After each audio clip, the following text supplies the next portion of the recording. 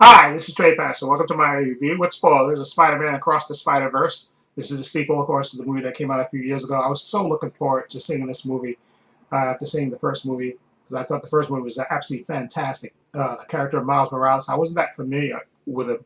I'd heard about the character, but I wasn't that familiar with the character.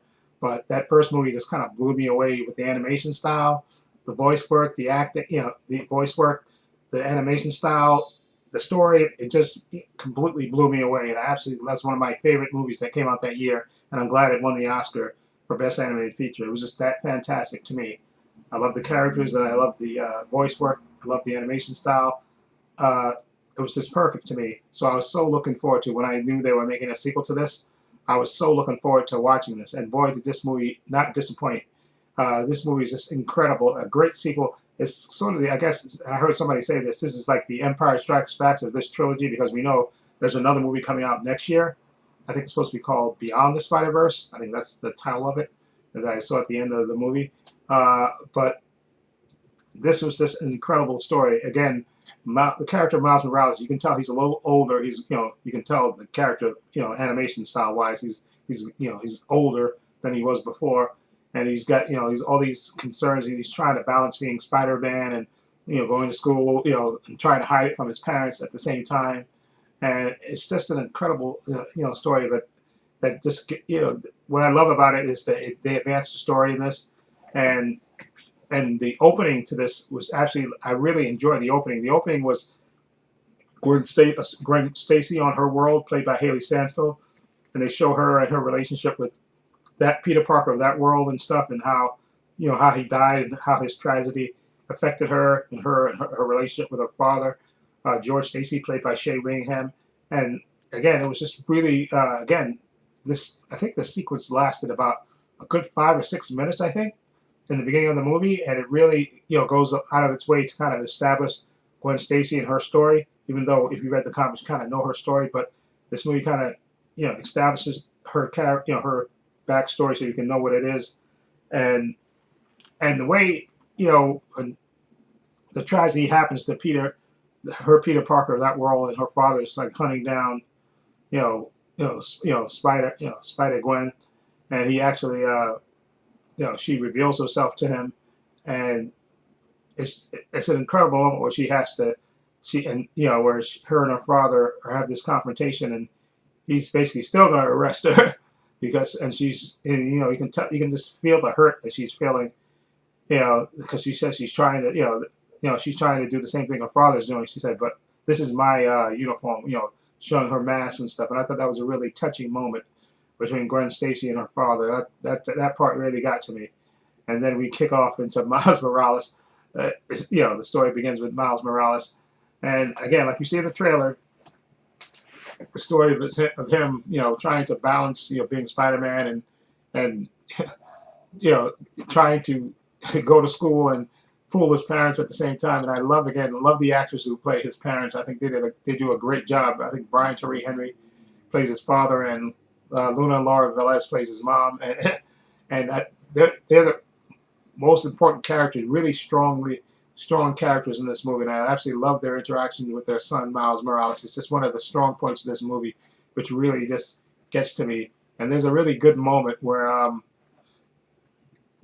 conversation between his mom and him near a water tower, where they're talking and stuff, and she, explained how she worries about him, and she wants him to, make sure that he doesn't feel, she wants him not to feel like when he's in a different place that he doesn't belong there. And it's just one of those really good, solid moments that you could, I guess, would be on any TV show or movie between a mom and their son who's growing up, and she's, she's happy for him, but she also is still worried about him. That she's worried that she won't be there when he grows up, and when he's feeling, when he's, getting put into different positions and stuff where she can't be there to watch over him.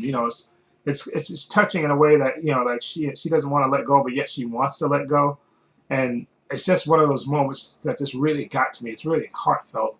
That acting between Luna Laura Velez and Shamik Moore, where they at the moment, is just so touching to me, and that's one of the moments that just really got to me.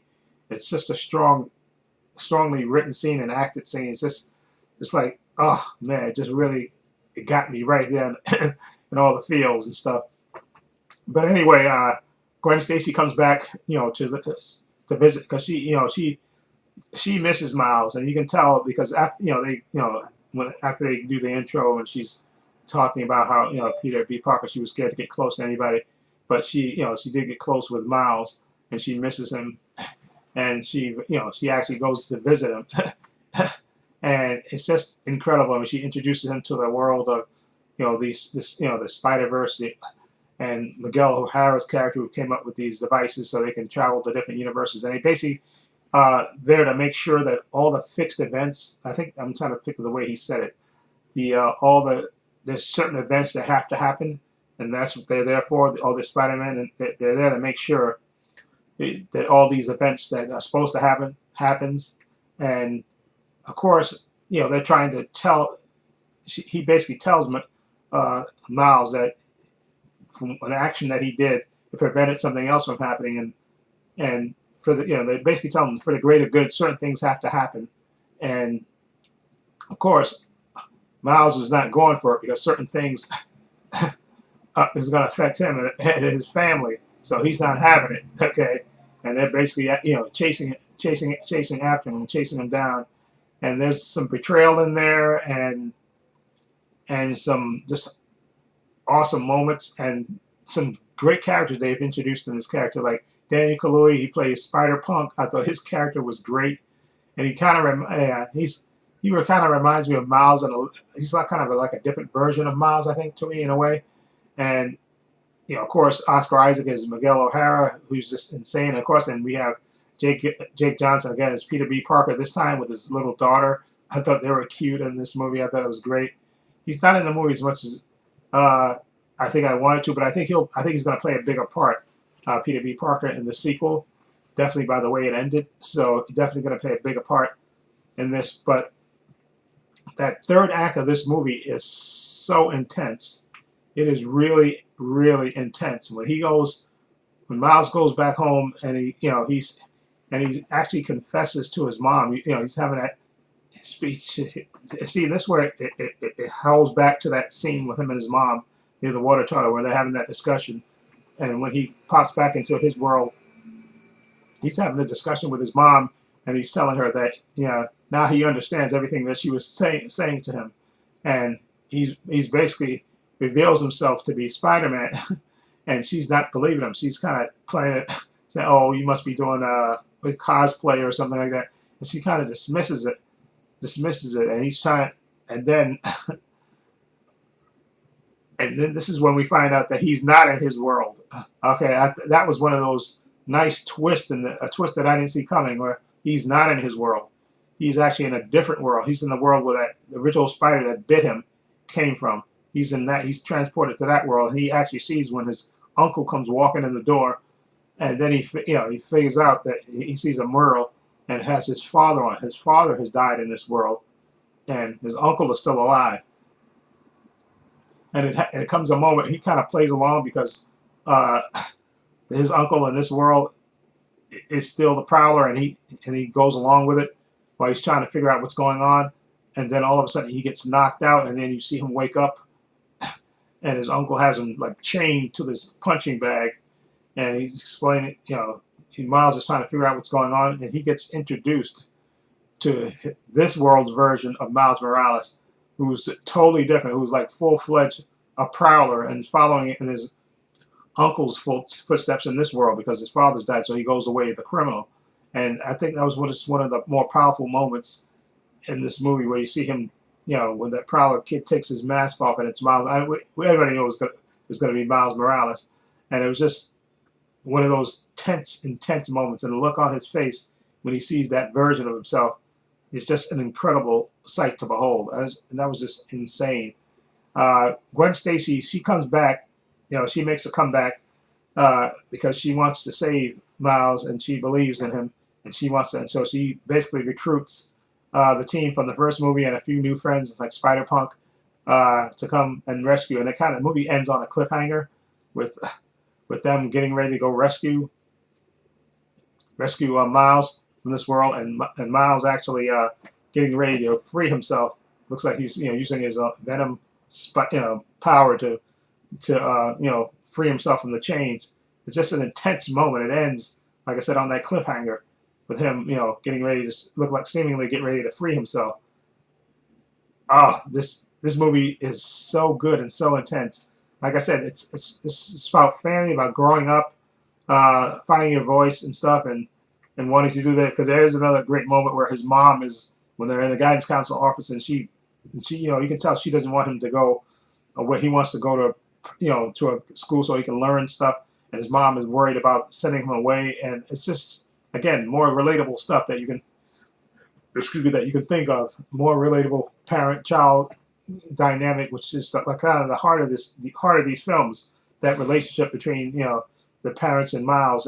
That's what just makes this movie so good. And like I said, the new characters that they introduced to, I think Daniel Kaluuya as Spider Punk. I think he's the one I like the most because his character is just cool, and he talks in this funny slang, I guess British slang, and just one of the first characters. And of course, we have Issa Rae. She plays Spider Woman, and I liked her character as well. And of course, like I said, Jake Johnson as Peter B. Parker. I like this time. To me, he didn't have as much time in this movie, like I said, as the other movie, but I think he will definitely have more screen time in the sequel, especially with the way it ended. With them, everybody going along to rescue Miles, and I just absolutely love this movie. This movie is absolutely fantastic. And again, I gave it a 9 out of 10, and it definitely to me is worth it. This is again one of these movies that you want to see 2 to 3 times to catch everything that you missed. And this is one of those great movies. And like I said, I'm glad they're going to do a live action Miles Morales. And I think what they should do is when, like in the third movie, there should be a moment where he goes to the real world and you see him in live action. And I think they are going to work on probably casting, because we already heard that the producer said that she wants to make a live action Miles Morales film. So I think what they're going to do is probably the end of the third movie, excuse me, maybe have him go into the real world, and then whatever actor they cast to play Miles Morales, that'll be the actor going forward, which I think will be cool. And they can cast Gwen Stacy actress, and because like I said, I don't think they're gonna Shameik Moore. I don't know how old he is. Let me see how old he is. I think Shameik Moore maybe. Let's see how old he is. I think Haley Stanfield's in her 20s, but Shameik Moore, I think, maybe in his 20s. Hopefully he's not in his 30s. But for some reason, I don't know if they cast him. He does the voice, so I don't know how he could play. If he could play like a young, depending on what point they're going to start in the story with Miles Morales. Okay, hold on. There we go. Let's see. How old is Miles Morales? Hold on.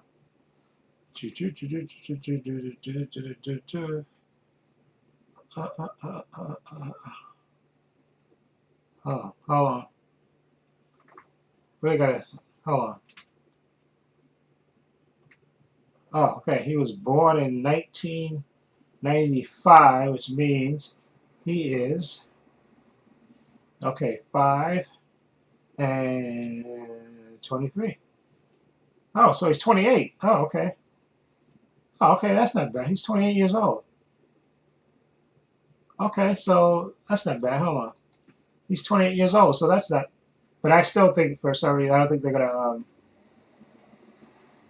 I don't think they're gonna hire. I think they're gonna cast somebody younger, maybe somebody that's Afro Latina and somebody that's maybe in their early 20s.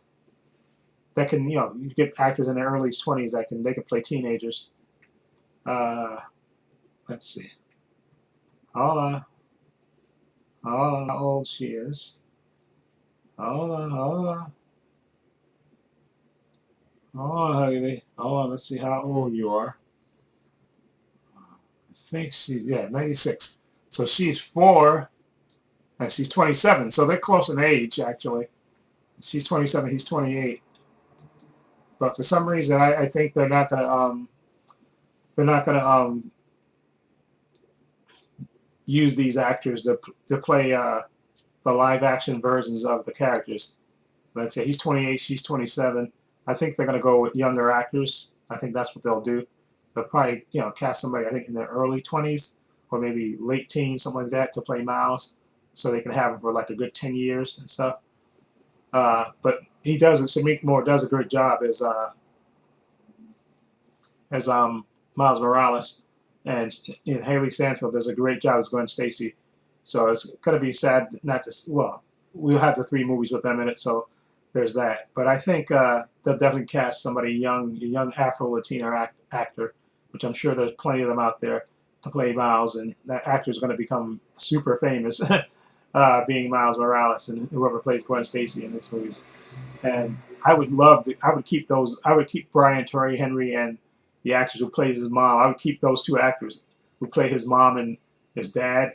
If they survive these movies, that is, I would keep them as the live action version of his parents, because they're perfect.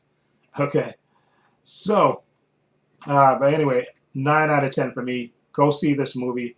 I cannot wait. The only thing I'm sad about is that we got to wait another year to see the sequel to this movie, which is absolutely incredible. And it is The Empire Strikes Back of this trilogy. It's a fantastic movie. Advances the story, ends in a cliffhanger, and it just leaves you wanting more. Okay, wanting more and more and more. And again, so many heartfelt moments in this.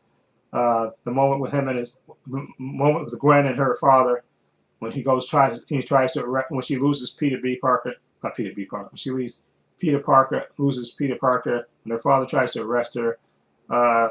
When Miles has that conversation with his mom on the rooftop, that's just incredible.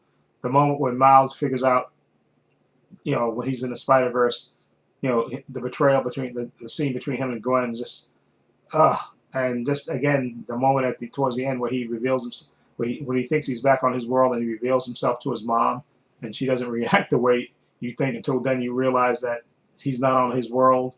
And then that scene where he's chained up and he actually sees a different version. He sees the version of himself under that world where there's no Spider-Man, and he actually follows his uncle and his father has died. That was just an incredible moment, and ending in the cliffhanger, and also the moment where Spider-Gwen, or Gwen Stacy, however you want to call her, she goes to recruit that whole team to go save Miles. There's just so many heartfelt moments. Go see this movie. Again, 9 out of 10. Anyway, links to my social media in the description box: Facebook, Twitter, Instagram. I also have a link to my other channel called Views and Opinions. You check that out as well. I also have a link down below to my my Patreon. It's only $5 a month if you want to join. Get tons of content on there, tons of unedited content on there. Also, please give this video a thumbs up. It helps the channel, and I truly appreciate it. Also, hit the subscribe button, hit the notification bell, so you know when I upload new content to this channel. And this is Trey Pastor saying so long, and take care.